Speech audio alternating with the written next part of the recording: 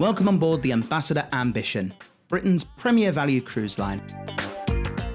We start our journey in the Bristol cruise terminal as our guests get ready for an amazing trip in our British Isles and Discovery cruise.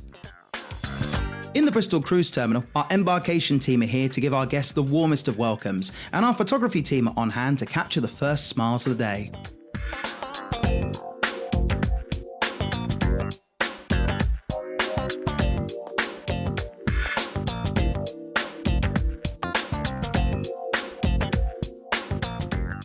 Before leaving the port of Bristol, our guests need to take part in a muster drill, a chance for them to get to find out where their muster stations are, meet their muster leaders, and find out what to do in the event of any major emergency.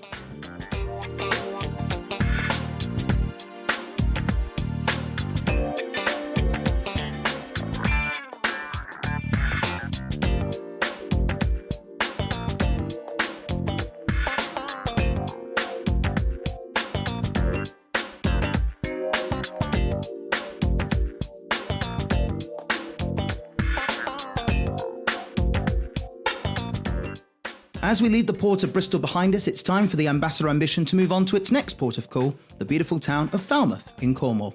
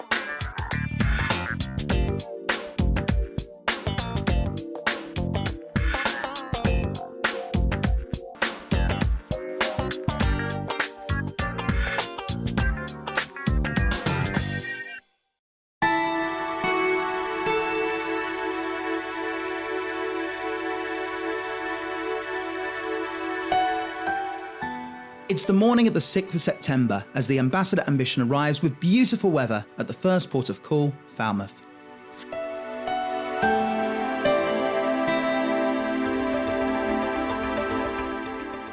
Lying on the south coast of the Duchy of Cornwall, Falmouth is set in the magnificent estuary of the River Fal.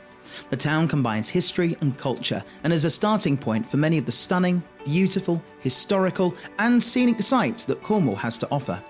Falmouth has always been influenced by its relationship with the sea and its maritime history, and the sea has shaped the lives of the people living here more than the land has.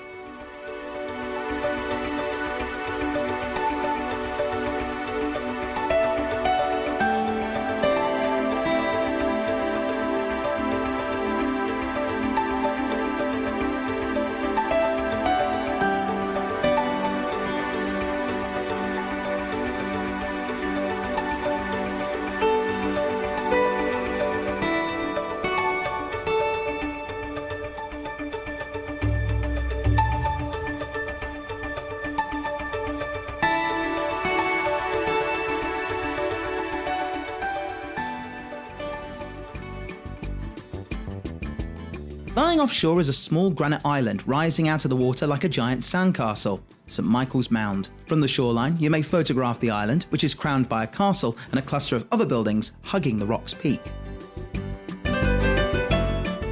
You'll then get the chance to go to Land's End and see the famous headland that's been developed into a popular tourist complex. It even has its own amusement park.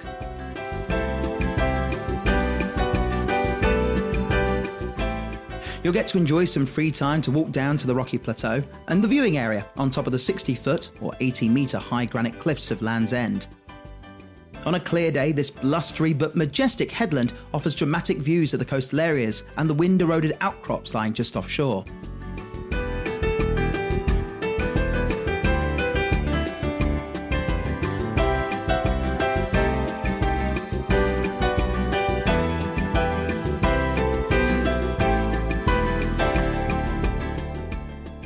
Falmouth Cruise Terminal, our hardworking embarkation team are here to greet the guests arriving in Falmouth today. Once again, our photographers are on hand to make sure that they look their best for their welcoming photograph.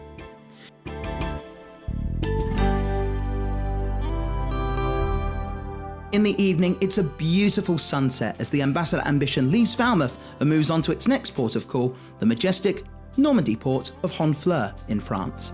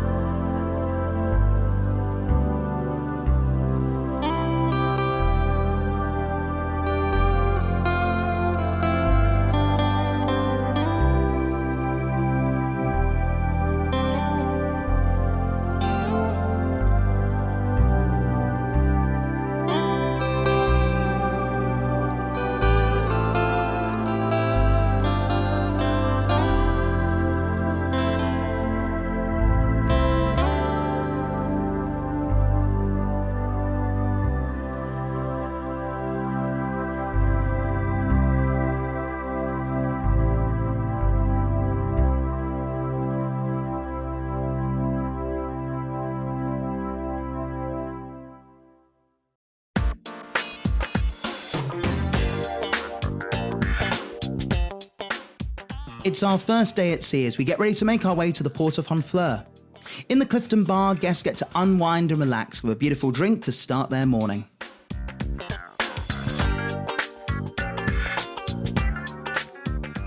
In Grafton Street, it's time for a craft class, a chance for our guests to stretch their creative muscles and try to create some beautiful items thanks to our dedicated and talented craft instructors.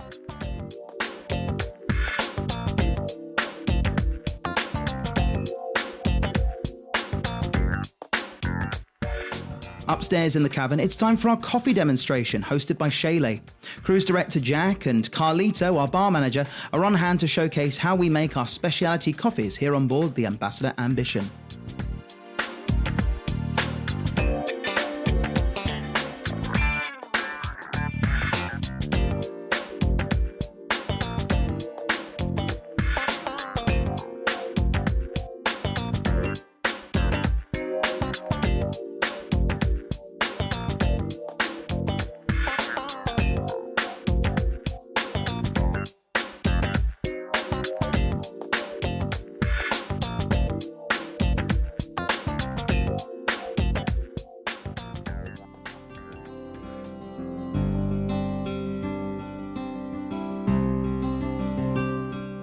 As our evening draws to a close, it's time for our captain's formal. Our guests are dressed to impress as they get the chance to meet the ship's master and listen to the beautiful sounds of Apprecio and Nicole from Party Tunes as they regale them with some beautiful music in the Palladium Theatre.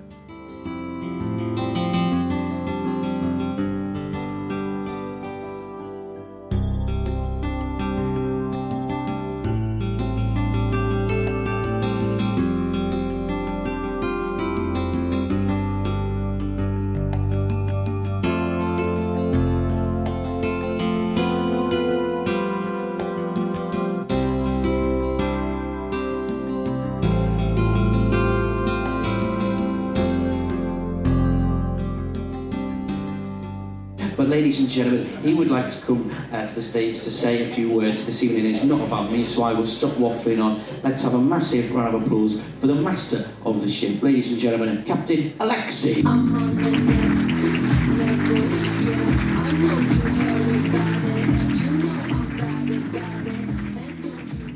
Good evening, ladies and gentlemen. This is your captain speaking from the... Oh, sorry. Sorry, yes. Different occasion. Okay, anyway, welcome on board. We are all pleased to meet you. Welcome aboard. Let me shortly introduce myself. My name is Captain Alexei Varivada, and I'm from Ukraine. And I'm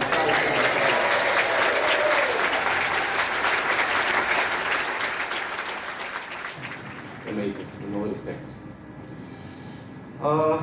I am delighted to be a first captain in new history of MS Ambition. I'm the first captain here, which took the ship from previous owner. We went through many challenges and we delivered her timely in service. When I got the chance to join the family, I grabbed this opportunity and I jumped into the family, which is delivering the best, trying to deliver the best product on the British market. Definitely, yes. I mean, on board ship, I believe you had a chance to experience our amazing broadcast. Yes, I mean our amazing show, our cuisine, smiling crew members and such. Yes, I mean this is all making a warm atmosphere and the warmest welcome on the high seas. As any ship around the globe, sometimes we could encounter some challenges, and of course we need to face them in order to bring you a higher standard. And everything is possible if you have them. Please welcome seniors, officers of beautiful MS Ambition.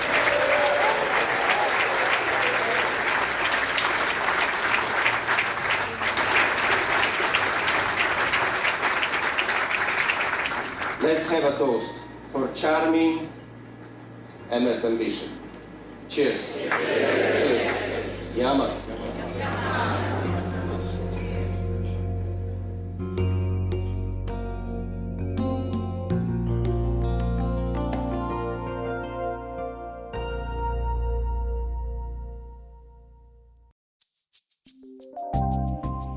It's a beautiful morning on the 8th of September as the Ambassador Ambition arrives early in Honfleur, France.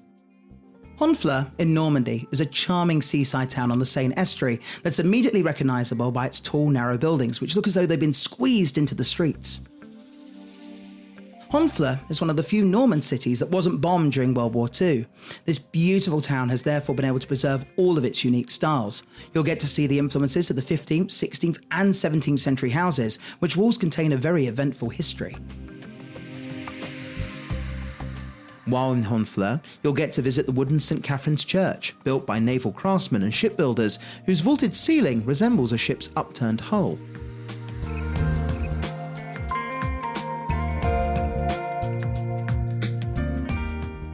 You'll also get to walk down the picturesque Old Harbour. The Old Harbour is one of the most picturesque in all of France, around where locals and visitors alike can enjoy a gentle stroll and beautiful food. Artists, writers and musicians have found Honfleur inspirational, mainly due to its breathtaking light, and thanks to the likes of artists such as Monet and Eugene Bourdin and their landscape paintings, it's said to be the home of the Impressionist movement.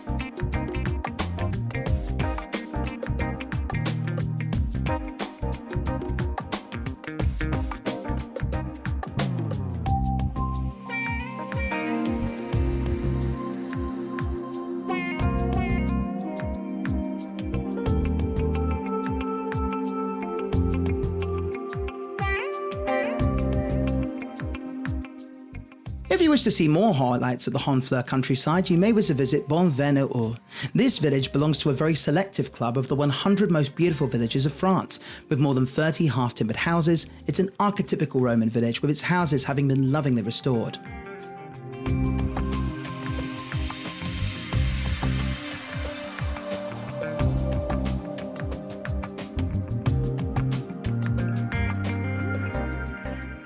The village lies inland from the resort of Carbourg on the Côte Fleurie, or the Flowered Coast, with its places redolent of a traditional rustic Normandy, with its concentration of local producers, antiques dealers and incredible cafes, where you'll get to enjoy some free time before returning to the ship.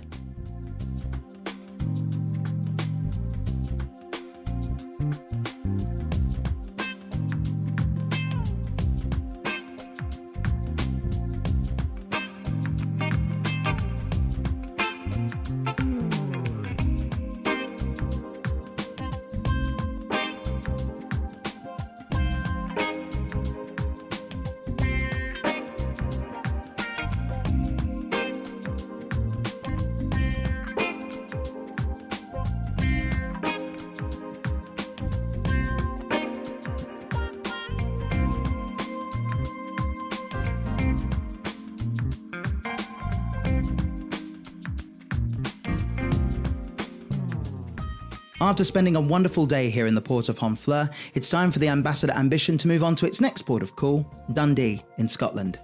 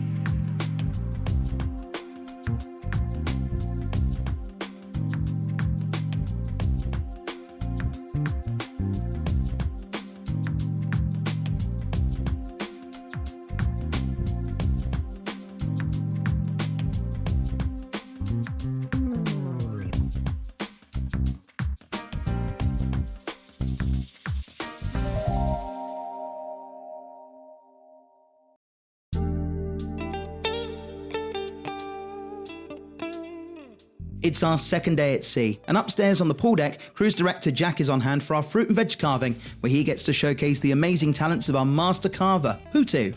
He's here to transform common fruits and vegetables into truly breathtaking creations.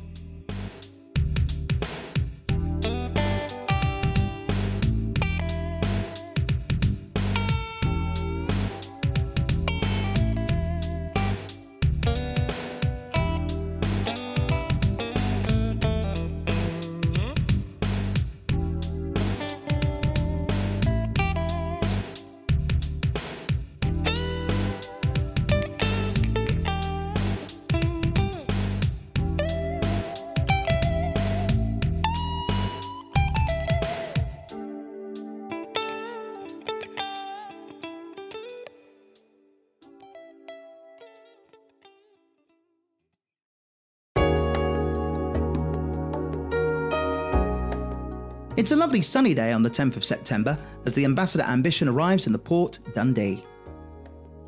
Located in north-east Scotland, Dundee is Scotland's fourth largest city. It's on the north bank of the Firth of Tay, which flows into the North Sea on the east coast. In December of 2014, Dundee was named the first city in the United Kingdom to hold UNESCO City of Design status by the United Nations.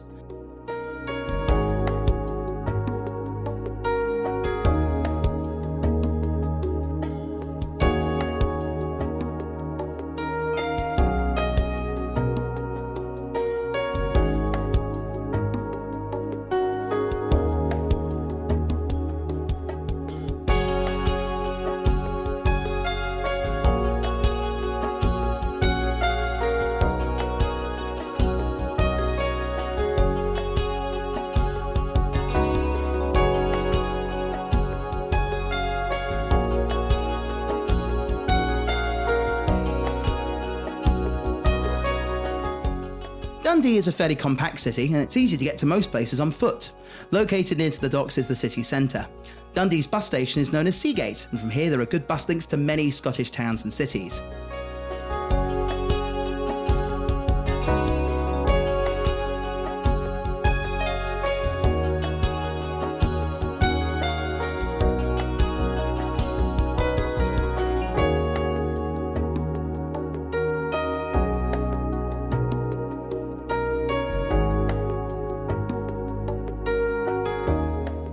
Today it's a city with science, culture, plenty of walking routes and loads of things to see and explore. There's loads of shopping to do in Dundee, as well as some gorgeous Scottish cuisine.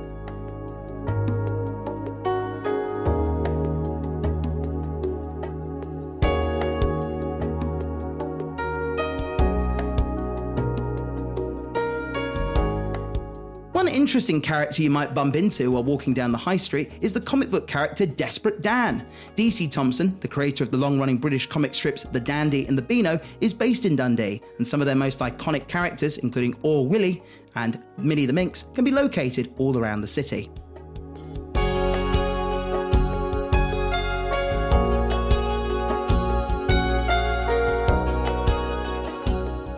Today your journey will take you through Dundee's Old Docks district before crossing the River Tay via the Tay Road Bridge. You'll travel through the rolling landscapes that make up the areas around Dundee and continue to Glamis Castle, a royal residence since 1372. Glamis Castle is perhaps most famous for being the childhood home of the late Queen Mother and the birthplace of her daughter, Princess Margaret. Resembling a large chateau, the imposing medieval tower house of Glamis began as a royal hunting lodge in the 11th century, but underwent extensive reconstruction in the 17th. From here, you'll get to enjoy some free time strolling through the castle's grounds and gardens, soaking up much of the area's natural beauty, much as the Queen Mother would have done nearly a century ago.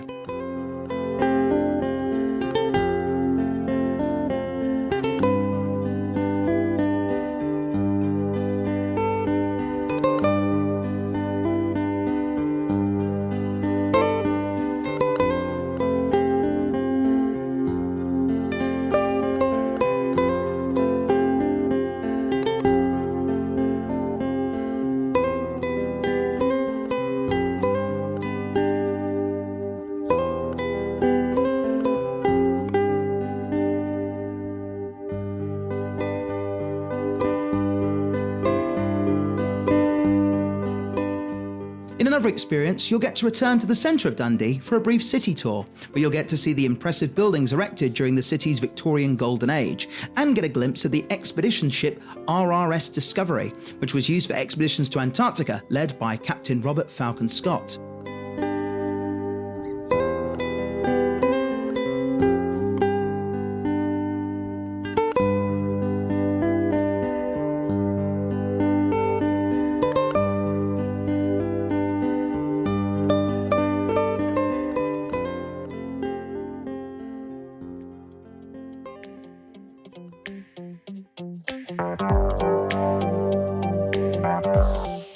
In the evening, as the Ambassador Ambition makes its way to its next port of call, Scrabster, our talented show team get to regale guests in the Palladium Theatre, performing some of cinema's greatest show tunes in magic of the movies.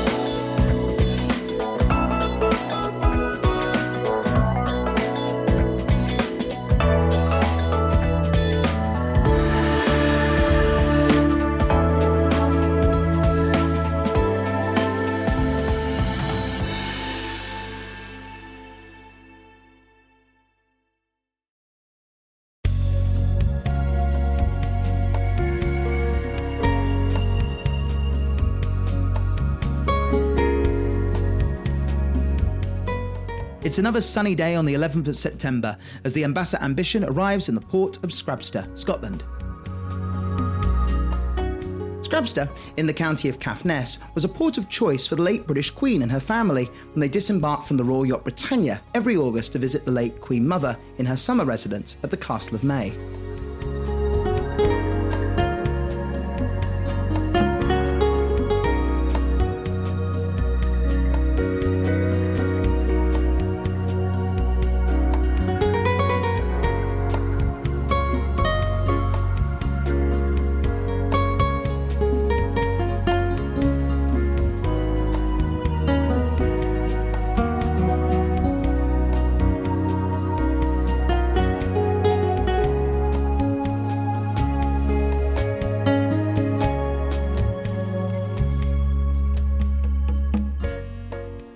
The town of Fruso is approximately 3.2 kilometres from Scrabster and has the most northerly railway station in all of Great Britain. The town was once the centre of a flourishing trade in Caithness flagstones.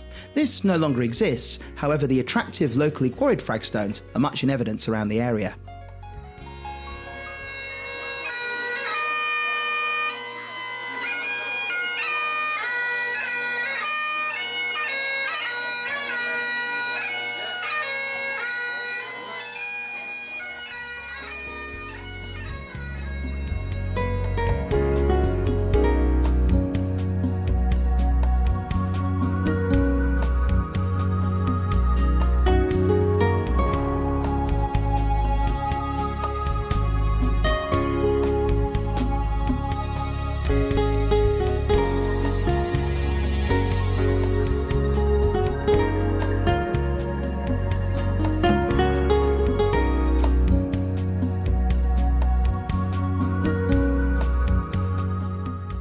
During the day, you'll get to visit the Castle of May. The Castle of May is the northernmost castle on the UK mainland. The building has stood here since the late 16th century, when George Sinclair, the 4th Earl of Caithness, established his seat here. When the castle left the possession of the Sinclairs in 1889, it entered a period of decline until, in 1952, it was saved by Her Majesty Queen Elizabeth, the Queen Mother, who had the castle and gardens lovingly restored to much of their former glory. Not only will you get to explore the castle, you'll also get to explore the walled gardens that were so dear to the Queen Mother's heart, a real triumph over the neglect of time and the onslaught of the elements.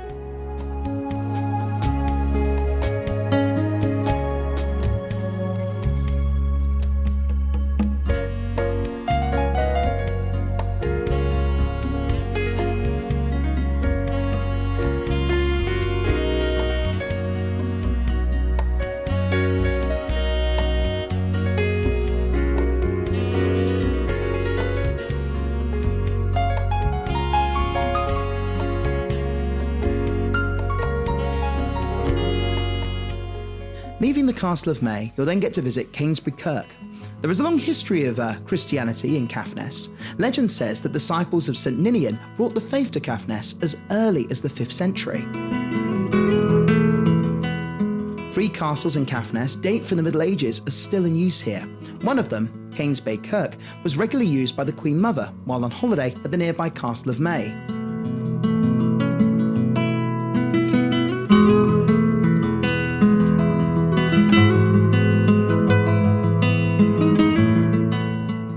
Groats is the furthest village from Land's End on the British mainland, with 876 miles separating the 2 points.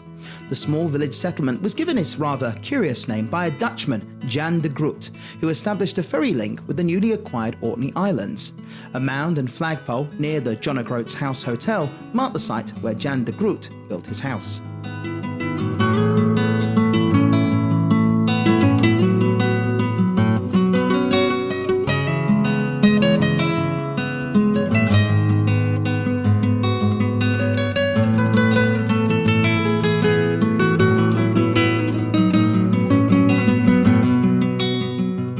From here, you have a short stop at Dunnet Head, the most northerly point of Scotland's mainland, from where you'll get some memorable views of Dunnet Bay, and, on a clear day, where you'll have wonderful views across the often stormy waters of the Pentland Firth to Orkney.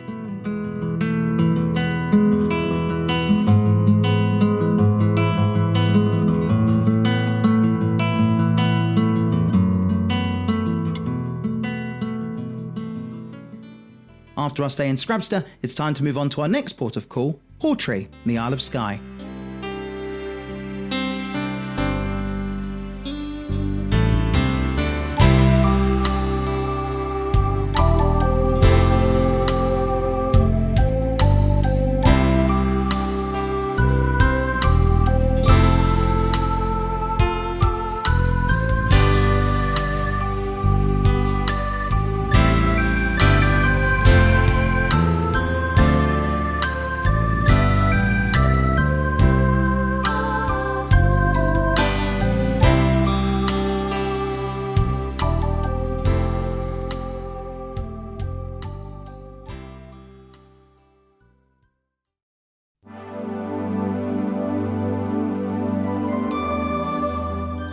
A beautiful sunrise greets the Ambassador Ambition on the 12th of September as it arrives in our next port of call, Portree.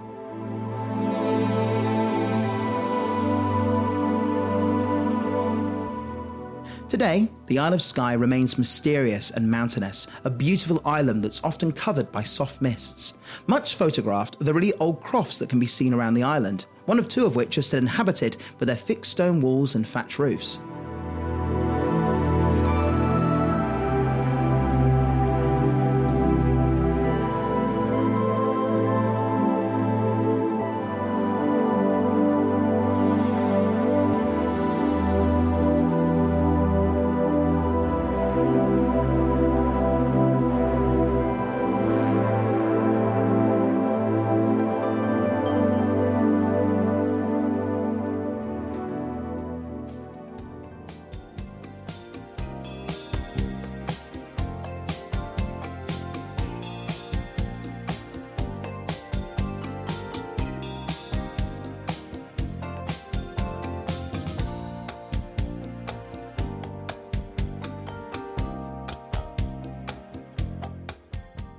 The village of Portree, situated on the east side of Skye and overlooking a sheltered bay, is the capital of the island.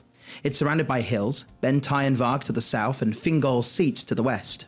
Further north along the road to Staffan is the Old Man of Store, a very popular walk.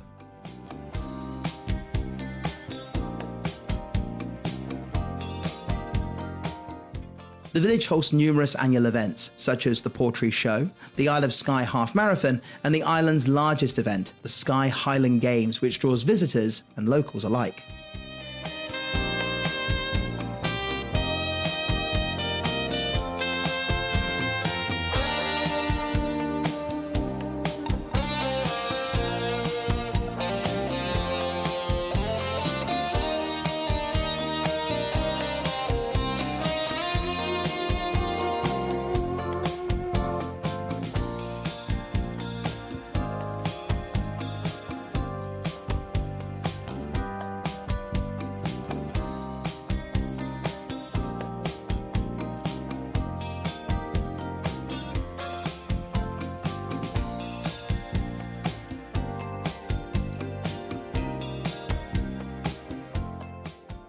During your visit, you'll get to see some of the highlights of the Isle of Skye, including the famous Old Man of Store.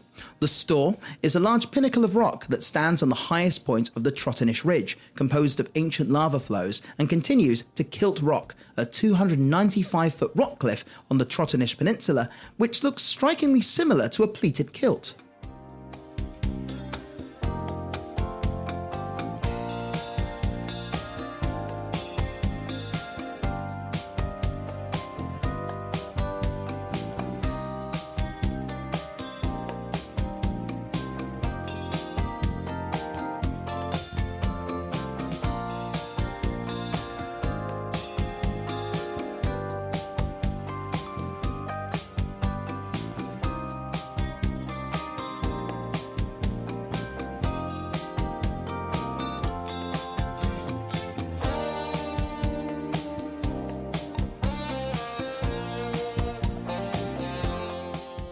It's been a beautiful day here in Portree with great weather, and it's now time to move on to our next port of call, Tobermory in the Isle of Mull.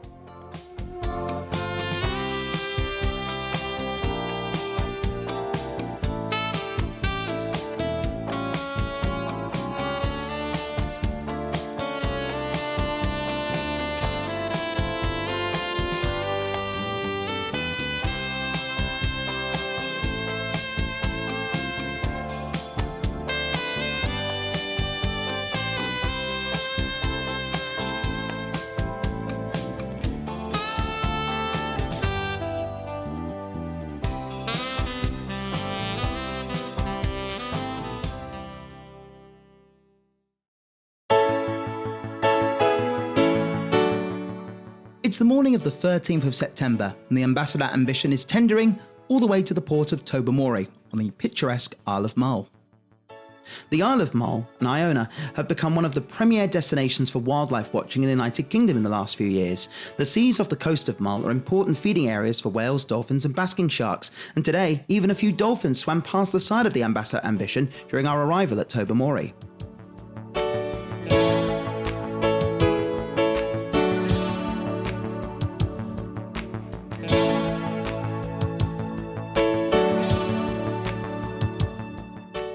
Our tender takes us to the beautiful harbour of Tobermory, the capital of the island of Mull in the Scottish Inner Hebrides. Tobermory was built as a fishing port in the late 18th century and is now the main town on the island of Mull.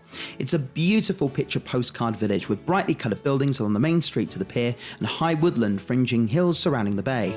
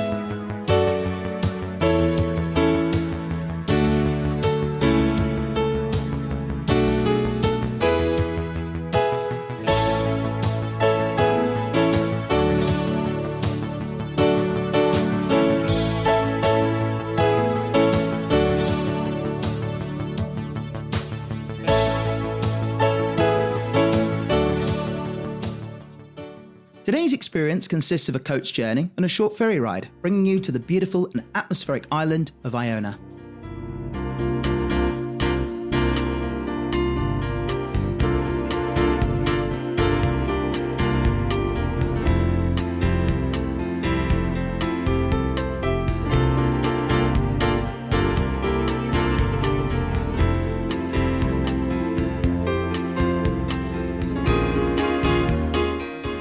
Your first sight is of white cockleshell sand and vivid green slopes, splashed with rust-red granite and painted with wildflowers. The story of Iona is inextricably linked with that of St. Columba and his followers, who established a church and monastery here in 563 AD. The Augustine nunnery was founded at the same time as the Benedictine monastery and is one of the best preserved medieval nunneries in Britain. Much of the ruins date from the 14th century, and you can still see some of the finely crafted details on the stonework. Like the abbey, it continued in use until the Reformation of 1560, after which it fell into decline. However, it continued to be used as a place of burial for women long after this.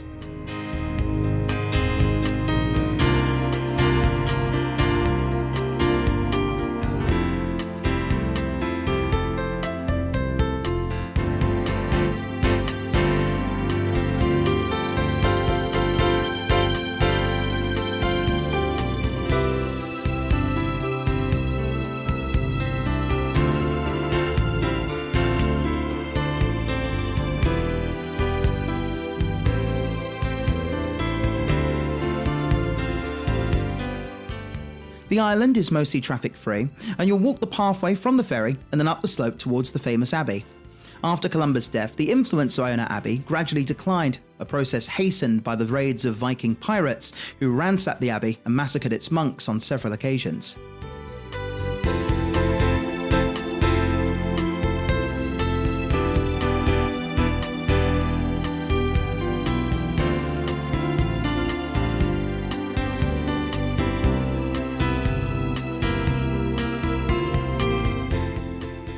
The abbey experienced a short-lived resurgence when Charles I introduced bishops to the Scottish Church and made Iona the seat of the Bishops of the Isles. However, by the end of the 17th century, bishops were once again abolished and the abbey continued into decline once more. New life was given to the abbey's buildings, with the process of restoration was begun in the early 20th century under the Iona Cathedral Trust. This was continued from 1938 by the Iona community, and it's now in a beautiful condition.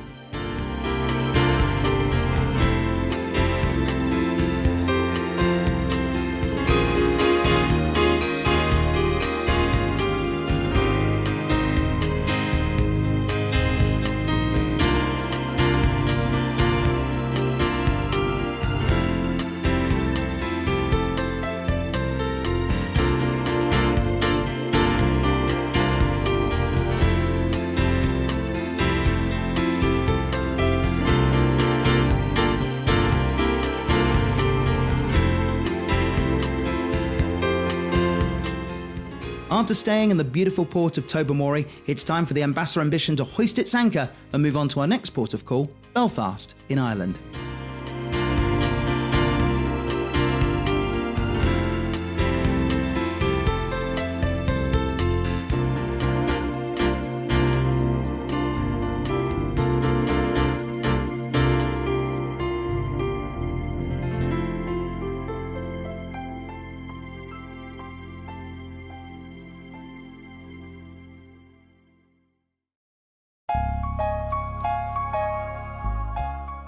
It's the 14th of September and the Ambassador Ambition has arrived in the historic port of Belfast.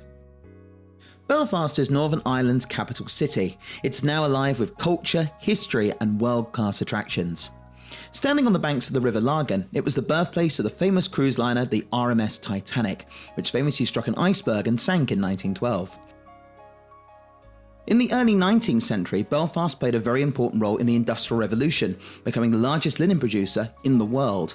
The famous Highlands Wool shipyard with its two giant cranes, known affectionately as Samson and Goliath, were built to the Titanic and was once the world's largest shipyard.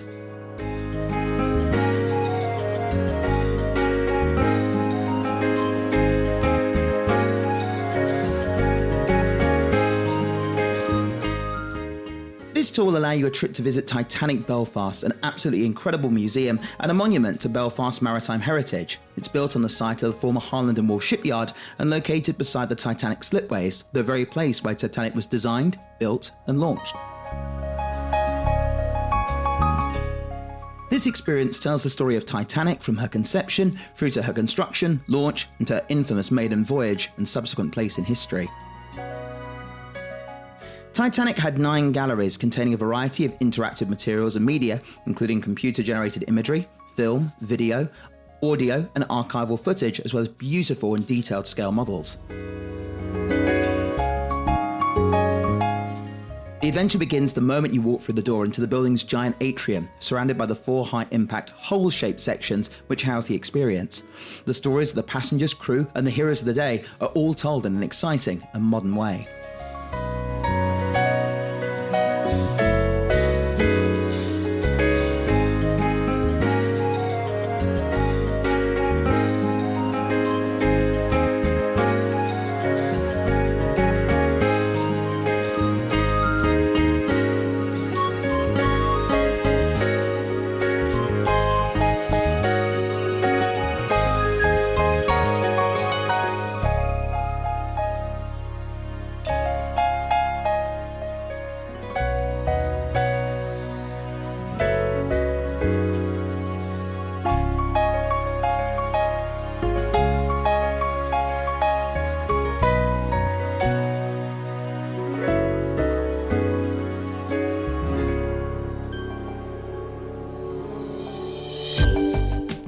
Another experience will take you to the majestic Giant's Causeway. Your first stop will be a view of Dunluce Castle, the seat of Clan MacDonald and now a fascinating ruin. Be sure to have your cameras ready here, as this castle is located on the edge of a magnificent cliff looking out onto the stormy waters of the Atlantic Ocean. You will then move on to the UNESCO World Heritage Site known as the Giant's Causeway, where for centuries visitors have marvelled at its majesty and mystery.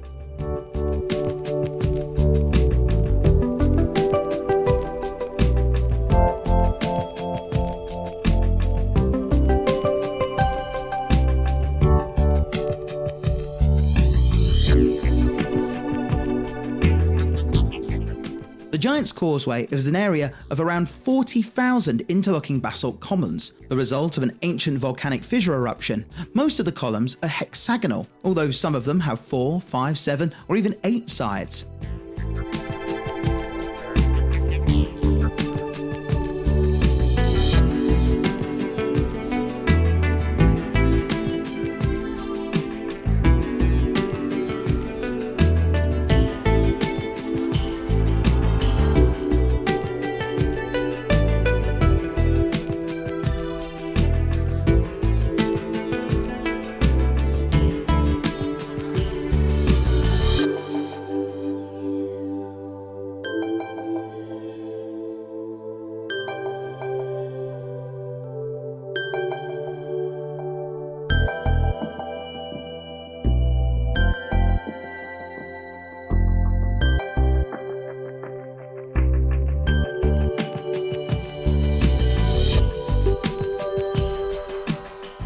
You will then return to Belfast via the North Antrim Coast Road, travelling inland at Ballycastle.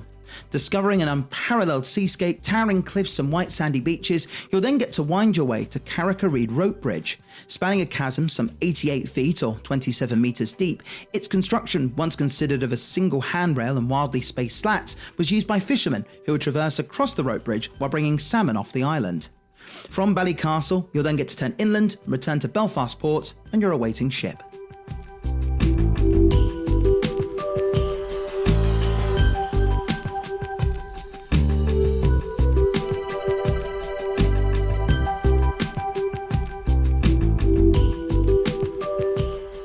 As we wave goodbye to the giant cranes at the Highlands Wharf shipyard, it's time for the Ambassador Ambition to return to its original home port of Bristol.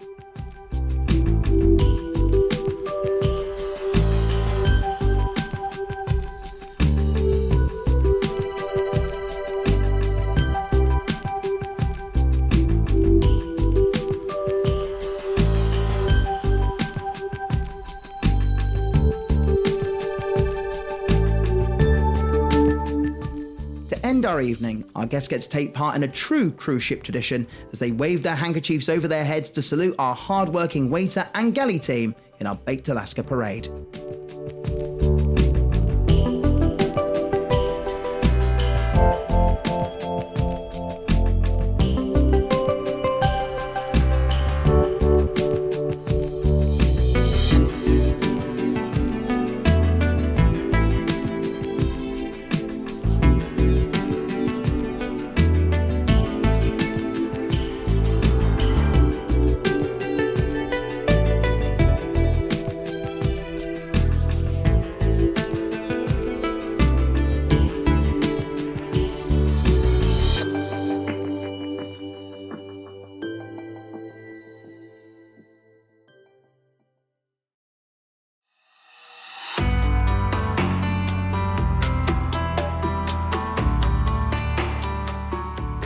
Ladies and gentlemen, as you return home, we want to say a massive thank you. From all of us here on board the Ambassador Ambition, we hope you've had an incredible cruise with us. We hope to have you back on board very, very soon, where you can once again enjoy lasting memories, incredible experiences, and of course, have the chance to enjoy yourself.